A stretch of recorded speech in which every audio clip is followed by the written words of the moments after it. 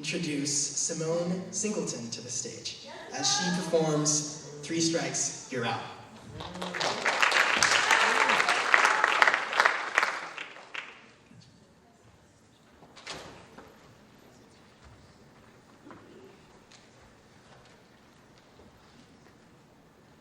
I'm sitting on my parents' bed, fiddling with something, lost in my own thoughts. A few feet away, my father looks at me lovingly in the reflection in the mirror as he shaves his face. "What are you thinking about, little girl?" he asks me. I shrug, smiling. "Come here, let me tell you something," he says. I obey. He puts down his razor and looks down at me in a rare moment of seriousness. "Baby girl, you're black," he says, holding up one finger. "And you're a woman. Those are 2 strikes against you. Don't let them give you a 3rd. I always struggled to understand why my father would say these words to his adolescent daughter, and only now am I able to begin to understand his reasoning.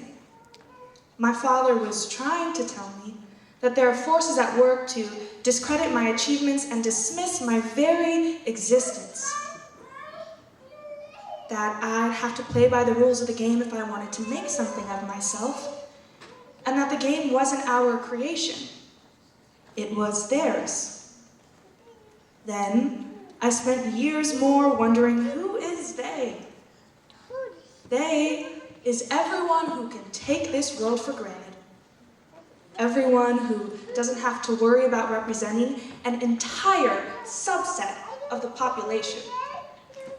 Those who can always feel confident that they've earned what they have, and who don't have to grapple with the fears once spoken aloud to me by a boy in my 10th freshman year.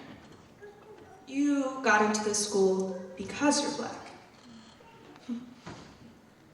My father wanted me to know that this world wasn't made for me, and that the world would not let me forget it. He was trying to prepare me for the inevitable unfairness that would come my way in life.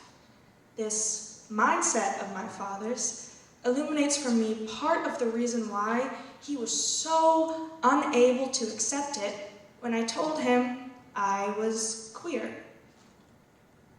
For my father, being gay is the 3rd strike that I brought upon myself.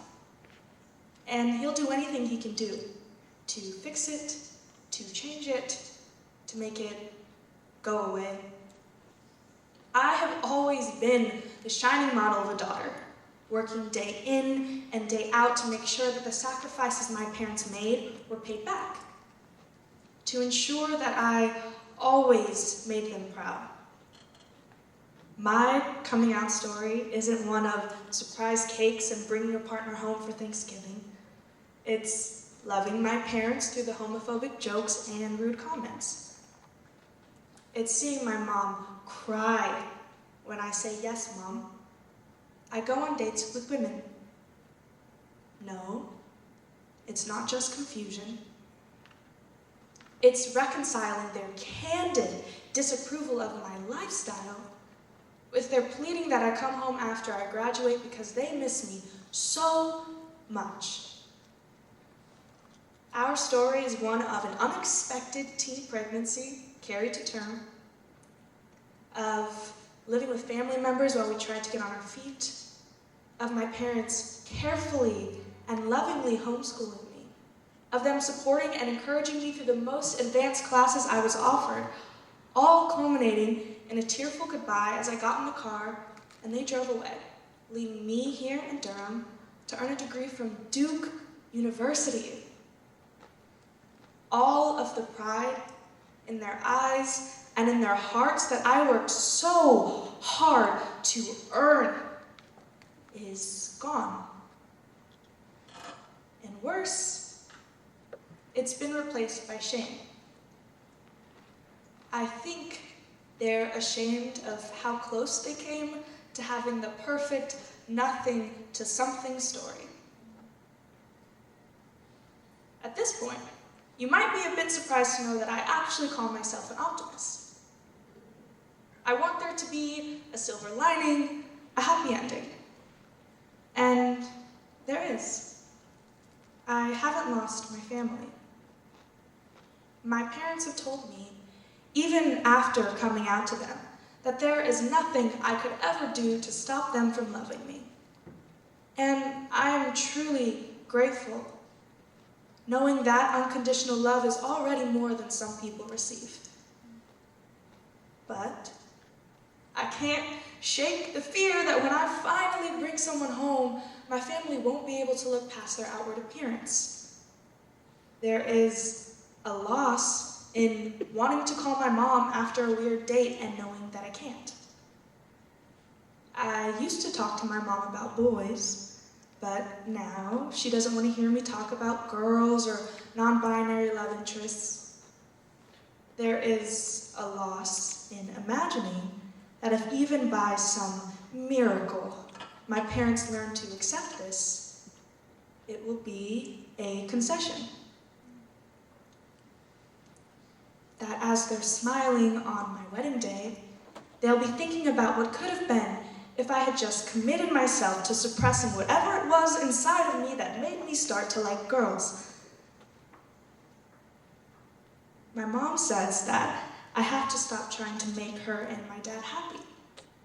She says that humans can't actually make each other happy. Only God can do that. I'd like to have a word with God about the rules he wrote out that are causing me so much strife. Maybe I'm not brave enough to cast my parents off as a tether to a life of suppression that I'm free of now. Maybe I'm not strong enough to tell my parents that I think the Bible I was raised on is a crock of hypocritical bullshit. Maybe I'm too scared of the alternative to give my parents an ultimatum. Instead of demanding they accept me, I'll be the one accepting they never will.